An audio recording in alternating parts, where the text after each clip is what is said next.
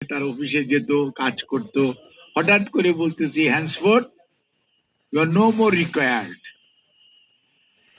এই যে আপনি একটা মানুষকে, যারা ফিজিক্যালি ইল তাদের কথা আলাদা, মোস্ট অফ দি পিপল কিন্তু কেপেবল থাকে। কেপেবল মানুষগুলোকে যখন আপনি বলে বা আমরা বলে দেই বা সমাজ বলে দেয় আপনার প্রয়োজনীয়তা তেমন নাই, আপনি আর কালকে থেকে অফিসে আসতে পারবেন না, ইউ আর নো মোর। এবং কি ফানি থিং, ওনার জুনিয়রই যে ওনাকে রিপ্লেস করতেছে, আগের দিন স্যার বলেছে অথবা সম্মান করেছে, পরের দিন ওই রুমে ওই চেয়ারটায় বসতেছে, বিন্দু মাত্র রেসপেক্ট বা সম্মান বোধ অনেক ক্ষেত্রেই প্রদর্শন করে না। যেটি মানুষকে ভেতর থেকে মানুষকে মানে মানুষ একটা তেমনি ফিজিক্যালি মারা যায়, কিন্তু মানুষকে যদি মানসিক ভাবে আপনি মেরে ফেলেন, তাহলে এই যে এল্ডারলি পিপুল, আপনারা যত কথাই বলেন যে এবার আমি আপনাকে বলি এবারের থিমটা আমার কাছে খুব পছন্দ হয়েছে। এবারে কিন্তু ডব্লিউএইচও প্রত্যেক মানে এটা UN headquarter all the time একটা করে থিম দেয়। এবারে থিমটা তারা ইংরেজিতে করেছে, older person driving local and global actions, local and global actions, our aspirations, our well-being and our rights। Older person সম্পর্কে এটা বলতেছে। এইটাকে যদি আপনি বাংলা করেন, বাংলায় কি আসে? স্থানীয় ও বৈশ্বিক কর্মকাণ্ডের চালিকা শক্তি বয়স্ক ব্যক্তিরা। Should we believe in this item? আজকের যে প্রেক্ষাপট গত 14 মাস যাবৎ বাংলাদেশে চলতেছে, আদৌ বয়স্ক মানুষের বা মুরব্বীদের স্পেস আছে কোথাও মত প্রকাশের? আমাদের আকাঙ্ক্ষা, আমাদের মঙ্গল, আমাদের অধিকার, এটা হচ্ছে পরের লাইনটি। এখন কথা হচ্ছে যে কেউ যদি মনে করেন জন্ম থেকে আপনি ডক্টর মোহাম্মদ ইউনূস, দ্যাটস রং। কারণ জন্মর পরবর্তীতে তারপরে আস্তে আস্তে অনেকটা 5টা স্টেজ পার হয়ে আপনি এই স্টেজে এসছেন। কাজে আমরা বলতে, আমি যেটা বলার জন্য আজকে কথাটা বললাম, এই যে আপনার স্থানীয় অর্থাৎ বাংলাদেশ এবং বাইরের আমাদের দেশের ভালো মন্দ এভরিথিং, এটার চালিকা শক্তির পিছনে দি এল্ডার পপুলেশন, দ্যাট ইজ 60+। আপনি বলেন আফ্রিকানরা বলে 50 বছরের বেশি হলেই তারা এল্ডারলি পিপল, আর অন্যদের জন্য বলা হয় যে এটি 60-65, এবং 60-65 এর পরে 74 পর্যন্ত একটা গ্রুপ, 75 থেকে 84 পর্যন্ত একটা গ্রুপ, 85 অনওয়ার্ডস অ্যানাদার গ্রুপ। মানে বয়স্ক মানুষের মধ্যে 3টা গ্রুপ, 3 টায়ার আছে। এখন যে কথাগুলো এখানে এসছে, আমাদের চিন্তা ভাবনা যে 47 আমাদের গড় আয়ু ছিল, আমরা কিন্তু ওই চিন্তা দিয়ে আছি, আমাদের প্ল্যানার যারা আছে তারা ওই চিন্তার মধ্যেই রয়ে গেছে। এই গ্রুপ অফ পপুলেশন 2100 সনে যায় 2.7 বিলিয়ন হবে। ইউএন আপনার প্রজেকশন হচ্ছে 2100 সনে 2.7 বিলিয়ন পপুলেশন হবে, যাদের বয়স থাকবে আপনার 65 এর। তাইলে আজকের বিশ্বে 25 যদি আপনি চিন্তা না করেন, how you are going to accommodate all this people? আপনার দেশেও তো কিছু হবে। পৃথিবীর উন্নয়নশীল দেশ বা উন্নত দেশের কথা বাদ দেন, আপনি যে এখন যেই দেশে আছেন, এই দেশের পপুলেশন এখন 67 ফর মেল এবং 71 বা 72 ফর ফিমেল। এই যে একটি সিচুয়েশন, এই এজিং পপুলেশনকে আপনি কিভাবে ক্যাটার করবেন? দাদা যে কথাটি বলেছে এটা তো চরম সত্য কথা। ঢাকা মেডিকেল কলেজে যদি আমরা যাই, ঢাকা মেডিকেল কলেজে আপনাকে টিকিট কাটতে হবে ওই কুস্তি করে, আর ওপিডি টিকিট কাটতে হলে বা ইমার্জেন্সিতে যেতে হলে you are taking ticket from the same counter, যেখানে 12 বছর 15 বছরের অসুস্থ মানুষটাও আছে, যেখানে একজন 70 বছরের বয়স্ক মানুষ আছে যে লাঠি হাতে দিয়ে চলতেছে। তাকে হেল্প করার জন্য আদৌ কি সমাজ বা ওই প্রতিষ্ঠান এমনকি কোনো সিস্টেম ডেভেলপ করেছে? কিন্তু আপনি যদি, যারা আমরা যে স্ক্যান্ডিনেভিয়ান কান্ট্রির কথা বলি, যেটা কথা উনি বললেন যে নামার পর যখন দেখলেন যে তোমার চেহারার দিকে চায় বললো যে তুমি তো সিনিয়র সিটিজেন, তোমার টিকিট লাগবে না, অথবা তোমার টিকিট রিডিউস প্রাইসে আছে। তাহলে বাংলাদেশে যে এই যে পপুলেশন, এই পপুলেশনের তাহলে তাদের যে রাইটস এন্ড প্রিভিলেজ, সেইটা যদি আজকের প্রজন্ম, এখানে অনেক ইয়ং মানুষ আছেন, আমিও তো আপনাদের মতো, এনারা সবাই আপনাদের মতো ইয়ং ছিলাম, এবং আপনাদের এই বয়সটা কালকে কিন্তু একদিন করে বেড়ে যাবে। আদৌ কি চিন্তা করেছেন উপদেষ্টারা, যাদের বয়স তরুণ আর যারা বয়স্ক? তরুণরা যে ভাষায় কথা বলেন, এই ভাষায় কথা বলার শক্তি কালকের দিন আপনার নাও থাকবে না, কিন্তু আপনাদের কথা বলার সময় মনে হয় আপনারা বোধহয় এটা ধরেই নিয়েছেন যে আপনাদের বয়সটাকে আপনারা ধরে রাখবেন, কিন্তু না ভাই, নেচার তার নিজস্ব গতিতে চলবে, এবং আপনার বয়স, আপনি কারো বয়স কেউ ধরে রাখতে পারবেন না। গলার স্বর আজকে যা আছে, আমারটাও কালকে থাকবে না, আপনারটাও থাকবে। কাজেই আজকে আমরা যা করব, কি মনে রাখতে হবে, ময়মনসিংহে একটা মানে তো অ্যাকচুয়ালি ময়মনসিংহে আমি বড় টড় হয়েছি, তো জন্ম আমার ওখানে। ময়মনসিং বলে কি জানেন, কারোর জন্য গর্ত খুললে বলে কি নিজের পাও ভাঙবো। মানে মানুষের খারাপ চিন্তা করে যদি আপনি কিছু করেন, তাহলে ওইটা প্রথম আপনাকে এফেক্ট করবে। এটা হলো মেইন মুদ্রা কথা আর কি। কাজেই আমাদের আজকের যে প্রবীণ দিবসের প্রতিপাদ্য, এটা যদি আমরা চিন্তা করি, তাইলে দি জেনারেশনস, এই জেনারেশন জেড বলেন, আর পরবর্তী যে জেনারেশন গুলো আছে up to doctor Mohammad Yunus sir পর্যন্ত, এই সব জেনারেশনের যদি সম্মিলন না ঘটাতে পারেন, আইডিয়াস এবং থটস এর মধ্যে যদি সমন্বয় না আনতে পারেন, you will not survive, you will not survive. এবং যে জাতি তার উত্তরাধিকারকে সম্মান করে না, সে জাতি পৃথিবীতে টিকে থাকে না। এই জিনিসটা মনে রাখতে হবে। এবং আমরা যদি মনে করি আজকেই বাংলাদেশ, তাহলে হলো না। আপনাকে মনে রাখতে হবে 47-এর স্বাধীনতার পর অনেক মানুষের জন্য জিন্দাবাদ বলেছিল এই দেশের মানুষ, সেই দলও নাই, সেই মানুষও নাই। 71-এর পরেও অনেক কিছু হয়েছিল, কিচ্ছু বলতে চাই না, কিন্তু তাদের অবস্থান কোথায় আজকে দেখেন।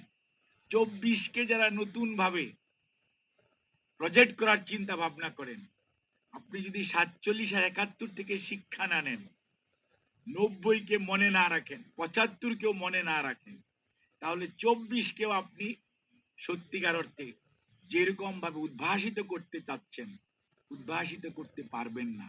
আর মনে রাখবেন, নেচার তার নিজস্ব গতি। একটা অঙ্কে একটা এক্লিপস একটা কথা আছে, চড়াই আছে উতরাই আছে, একটা গ্রাফিক্যাল ডাউন হইলে, এটাকে আপনি মেনে নিতেই হবে। এই যে আমরা বলি বৈষয়িক পরিবর্তন, বলা হয় বাংলাদেশের এত পার্সেন্ট জায়গা তলিয়ে যাবে, এত পার্সেন্ট জায়গা আবার নতুন করে উঠবে। আপনি দেখেন তো, 2 দিনের বৃষ্টি হয় না, এখনো 2 দিন হয় নাই। গত কয়েক মানে গতকালকে আর আজকে রাত্রের বৃষ্টি, গত সার্ভিস টোটালি ডিসরাপ্টেড। এটি কি আগে হতো? আমরা সব সময় বলি drainage system, drainage system. Yes, drainage system is a problem, আমাদের habit is a problem, but till then এই যে জিনিসটা মনে রাখতে হবে। আপনারা বলেন যে ওদিকে মাটির তলে অমুকটা পাওয়া যায়, তমুকটা পাওয়া যায়। সেন বংশরা যদি এখন মাটি খুললে প্রত্নতাত্ত্বিক নিদর্শন বের করতে পারে, কিছুদিন পরে আমাদেরকে 100 বছর পরে যে প্রত্নতত্ত্বের জন্য অন্য মানুষ, আমাদের নেক্সট জেনারেশন খুঁজবে না, তার কি নিশ্চয়তা আছে? কাজেই সবসময় আমাদের চিন্তা ভাবনা করতে হবে, what is best for today, what is best for next day. এবং এই সমাজটা খালি শুধু আমার না, এই সমাজটা আমাদের। আমাদের চিন্তা ভাবনা যদি না আসে, তাহলে আপনি ইনক্লুসিভনেস থাকবে, আর ইনক্লুসিভনেস যদি আপনার মধ্যে না থাকে, তাহলে আপনি কিছুদিনের জন্য চলতে পারেন, সাস্টেইনেবল হবে। সাস্টেইনেবল হইতে হলে আপনাকে ইনক্লুসিভনেস আনতে হবে, এবং এই সমাজে খারাপ মানুষ ভালো মানুষ সবকিছু মিলে এই দেশ সমাজ, হাতের 5 আঙ্গুল যেমন সমান না, এবং সমাজের সকল মানুষ একই তাল লয়ে চলবে সেটা সমান না। সবাইকে ইনক্লুড করা। একটি লোক এডিক্ট, তাকে যদি আপনি পুনর্বাসনের ব্যবস্থা না করেন, তাকে গালি দেন। একটি লোক একটু মেন্টালি ডিস্টার্ব, তাকে যদি আপনি পুনর্বাসনের ব্যবস্থা না করেন, একটি লোক আমাদের যে সেক্স আছে, আমরা যেটা বলি কি বলে যে আপনার থার্ড জেন্ডার, তাদেরকে যদি আমরা আজকে পুনর্বাসন চিন্তা করি, তাহলে আপনি যদি তাদেরকে হেট করেন, তাহলে ইন দি লং রান আপনি কিন্তু সমাজে বিশৃঙ্খলা তৈরি করেন।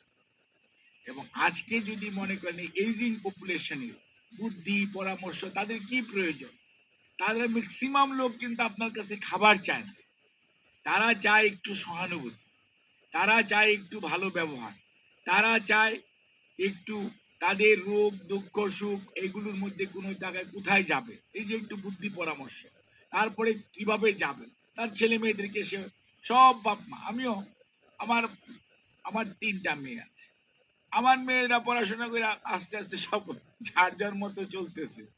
আমি নিজেই বলি যে what will be the fate, আমি তাদেরকে বুঝাই। কিন্তু আমি জানি আমার বাপ মা, আমার মা আছে, আমার আব্বা মারা গেছে, কিন্তু এটি রিয়েলিটি অল দি গার্জিয়ান চায় তার ছেলেকে তার মেয়েকে তার চেয়ে বেশি শিক্ষিত করতে। এটি কিন্তু আমাদের অ্যাসপিরেশন, এটা সবারই, এবং এটা না থাকলে আমরা বেঁচেও থাকতে পারতাম। কিন্তু আমাদের রাষ্ট্র যদি আজকে বয়স্ক ভাতা দেয়, আজকে যদি বিধবা ভাতা দেয়, আজকে যদি মুক্তিযোদ্ধা সেই সম্মানদেরকে রেসপেক্টেবল ভাতা দেয়, তাহলে বয়স্কদের জন্য আপনার আলাদা উইন্ডো করা, আলাদা সুযোগ সুবিধা করা, এটার জন্য খালি চিন্তা দরকার। এটার জন্য খুব বেশি ফিনান্সিয়াল রিসোর্স মোবিলাইজ করতে হবে, নট নেসেসারি। আপনার যে লক্ষ লক্ষ কোটি বিলিয়ন বিলিয়ন যা শুনি আর কি, দেবপ্রিয় বাবু যেটি দাদা বলছে যে তো বিলিয়ন চলে গেছে দেশের বাইরে, অত বিলিয়নের তো দরকার নেই, আমাদের অল্প বিলিয়ন হলে, অর্থাৎ ফিনান্সিয়াল ম্যানেজমেন্টটা যদি প্রপারলি আমরা করতে পারতাম, এবং আমরা যদি প্রজেক্ট করতে পারতাম, যে আইডিয়া যে কথাটি এখানে ওনারা বলেছেন, আজকের যে স্লোগান, যে আপনার এসপিরেশনটা কি, এই এজিং পপুলেশনের যে এসপিরেশনটাকে যদি আমরা ধারণ করতে পারতাম এবং তাদেরকে যদি আমরা অ্যাকোমোডেট করতে পারতাম, এবং সেটার জন্য খুব বেশি বাজেটেরও প্রয়োজন নাই, তাহলে কিন্তু তাদের জন্য সেবা খাতে আলাদা উইন্ডো করা, তাদের টেক কেয়ার করা, এবং যে সমস্ত কথাগুলো আছে তাদের একটু রিক্রিয়েশনের ব্যবস্থা করা, এবং কোনো কোনো ক্ষেত্রে হয়তো কিছুটা ফিনান্সিয়াল সাপোর্ট প্রয়োজন, কিছু কিছু ফুড সাপোর্ট বা সাপ্লিমেন্ট এগুলো প্রয়োজন আছে। কিন্তু এই লোকটাকে যখন আপনার কাছে অসুস্থ হয়ে গেল, তখন কিন্তু লোকটা আপনার উপর বার্ডেন হয়ে গেল। এই বার্ডেন হওয়ার আগে যাতে বার্ডেন না হয়, সেই জন্য যদি আমরা এখন থেকেই চেষ্টা করি, বা সরকার চেষ্টা করে, বা রাষ্ট্র চেষ্টা করে, তাহলে সরকারি বেসরকারি উভয় সেক্টরেই কিন্তু এই গ্রুপ অফ পিপুলের জন্য আপনি কিন্তু সুযোগ সৃষ্টি করতে পারেন। কিন্তু আমাদের মধ্যে সত্যিকার অর্থে এইরকম চিন্তা ভাবনা খুব কম করা হয়েছে। কম কম করার কারণও আছে। আমরা এক সময় মনে করছি 47-50 বছর হয়েছে হয়তো মারাই যাবে, এখন মনে করি 60 হয়েছে মরে যাব, এখন দেখি 70 হইলেও মরে না, 80 বছর বয়স হয়ে না। তারপরে এখন দেখতেছি Yunus sir he can run the country at the age of 84। আলহামদুলিল্লাহ, উই আর গ্রেটফুল, আল্লাহর কাছে লাখ লাখ শুকরিয়া। সো আমাদের বুঝতে হবে এই যে ডেমোগ্রাফির যে চেঞ্জ, এই চেঞ্জের সাথে আমাদের মানসিকতার ডেমোগ্রাফির চেঞ্জ করতে হবে। এবং পলিটিক্যাল পার্টি হিসাবে those who are the political party aspirate করে, যারা অ্যাসপিরেন্ট যে মনে করে আজকে বিরোধী দলে আছে, কালকে দেশ শাসন করার জনগণ যদি চায় করে, তাদেরও কিন্তু এগুলোকে অল ক্লাসেস অফ পিপলকে, আপনি যদি শিশুকে তার বাড়ার জন্য, তাকে তার ডেভেলপমেন্টের জন্য আপনি ব্যয় করেন, মহিলাদের জন্য ব্যয় করেন, সমাজের আমাদের যে যুবক শ্রেণী তাদের শিক্ষার জন্য ব্যয় করেন, তাহলে যে মানুষগুলি এতদিন দেশকে দিয়ে গেল, দেশে বিভিন্ন সেক্টর ডেভেলপমেন্টের জন্য তারা তাদের মেধা মনন সবকিছু দিয়ে কাজ করলো, তাদেরকে এট দি ভার্জ অফ দেয়ার মানে আপনার এই সময়ে যে আমাদেরও দায়িত্ব আছে, কিন্তু রাষ্ট্রের দায়িত্ব আছে, তাদেরকে প্রপারলি পুনর্বাসন করা শুধু নয়, তারা প্রপারলি যাতে রেসপেক্টিভলি তাদের সমাজে থাকতে পারে, সেটা পুনর্বাসন সবসময় লাগবে, সবার জন্য লাগবে, নট নেসেসারি। দেখবেন যে 90% মানুষ নিজেরাই সেলফ সাফিসিয়েন্ট, খালি তারা একটু সাপোর্ট চায়, আর 10% হয়তো আমাদের সাপোর্ট লাগবে, যেটা পুনর্বাসন বা রিহেবিলিটেশন প্রয়োজন হবে, সেটা করতে হবে। রাষ্ট্র যদি চালাইতে হয়, রাষ্ট্র যদি গুড গভর্নেন্সের কথা হবে, রাষ্ট্র যদি ওয়েলফেয়ার স্টেট হয়, তাহলে আপনাকে তো সেই দায়িত্ব করতে হবে, সেটা অবশ্যই পালন করতে হবে। কাজে আমি মনে করি আন্তর্জাতিক প্রবীণ দিবসের এই অ্যাওয়ারনেসের যে প্রোগ্রামটা আজাদ শফিক ফাউন্ডেশন করেছে, এটা দিস ইজ দি স্টার্ট। আমার মনে হয় আরো বড় আকারে আরো বিভিন্ন মানুষ হয়তো এটার সাথে সম্পৃক্ত আছে, তাদের সবাইকে ইনভলভ করে এটা একটা মানে নিদাস হিসাবে কাজ করলো। তার পরবর্তী দিনে কিভাবে আরো বড় করা যায় সে ব্যাপারে আমার মনে হয় যে যারা দোজ হু আর এল্ডারলি পিপুল, এবং বিশেষ করে এল্ডারলি না, those are young people, it is also their responsibility, কারণ tomorrow they will be the elder and that group. কাজে তাদেরও দায়িত্ব থাকবে যেটাকে কিভাবে হ্যান্ডেল করা যায়, কিভাবে অ্যাকোমোডেট করা যায়, এবং সে প্ল্যান করতে হবে। এবং পলিটিক্যাল পার্টি হিসাবে এটা বাংলাদেশ জাতীয়তাবাদী দল ডেফিনেটলি, এই যে দেখেন প্রবীণ হিতৈষী সংঘ, এটা কিন্তু জিয়াউর রহমান স্যার আমলে করা। এখন যদি পলিটিক্স বলতে হয় তাহলে আমি বলতে হয় এটা, আমি ওই লাইনে যেতে চাই না, কিন্তু যদি কোনো রুট খুঁজতে যান, yes you will find it. এখন আমি যেটা বলতে চাই যে আমাদের এ ব্যাপারে we are very much concerned about all classes of people. We are very much concerned about all classes of people. And we need to address all these issues. আমাদের যতটুকু মানে আছে, ক্যাপাবিলিটি আছে এটার মধ্যে, বাট এটার মধ্যে সবার ইনভলভমেন্ট দরকার। এগুলি রাষ্ট্র একা পারবে তাই না, সমাজের বিভিন্ন শ্রেণী পেশার মানুষ আছে, তারাও কিন্তু পারবে। যেমন মনে করেন এই যে একটা Azad Shafiq foundation, it is their personal capability, personal initiative, এটাও কিন্তু is a small contributor in this field. আর এইরকম ভাবে কিন্তু আরো অনেক মানুষ আছে যাদেরকে উৎসাহিত করা, এবং সেগুলোকে যদি রাষ্ট্র সমন্বয় করতে পারে, সেটা ডেফিনেটলি আমার মনে হয় যে আমরা অ্যাড্রেস করতে পারবো। আর আমি আর বেশি কিছু বলতে চাই না। আমাদের বক্তব্য হচ্ছে যে যত মানে দায়িত্ব নিয়ে কাজ করার মতো পরিবেশ সৃষ্টি হবে তত ভালো হবে। দায়বদ্ধতা কাদের থাকে, যারা জনগণ কর্তৃক দায়িত্ব প্রাপ্ত হয়। কাজে সেই পরিবেশটা আমরা আশা করব যে যত দ্রুত বাংলাদেশে ফেব্রুয়ারির মধ্যে যেহেতু আসার একটা সম্ভাবনা আছে, এটাকে যাতে আর দাদা যেমন বলেছে বিদেশি না দেশি, actually we need to mean it, স্পেডকে স্পেড বলতে হবে। আমরা বলেছি, রাষ্ট্র বলেছে, এবং নির্বাচন কমিশন বলেছে, ইয়েস আমরা বুঝতে চাই যে জনগণ, এই যে আপনারা বসে আছেন, you need to choose your own people, এবং you need to have the rights and privilege to choose your right, এবং সেটা আপনি দীর্ঘ সময় করতে পারেন না। সেটা যত দ্রুত আসবে, যত দ্রুত আসবে, তাহলে প্রধান উপদেষ্টা যেমন সাক্ষাৎকারে মেহেদী হাসানকে বলেছে না, আমার বয়স 5 বছর না 10 বছর না 25 বছর আমি জানি না, বলছি তো উনি, উনি কিন্তু সাক্ষাৎকার ভার্বাটিম বলেছে এই সময়টা থাকবে না। There should be rules and regulation, there should be constitutional format, and everybody will be under the laws of that constitution, এবং উই শুড বি মানে responsible and accountable as per constitution. তখন আর এইরকম কথা বলার সুযোগ থাকবে না। এবং যখন আপনাকে কেউ দায়িত্ব দিবে, দায়বদ্ধ থাকবে, তখন আপনার অ্যাকাউন্টেবিলিটি থাকবে, দায়বদ্ধতা থাকবে, তখন চেয়ারে বসে চেয়ারের অপোজিটে থেকে ষড়যন্ত্র করার সুযোগ থাকবে না, কারণ তখন you are answerable to the people. ধন্যবাদ।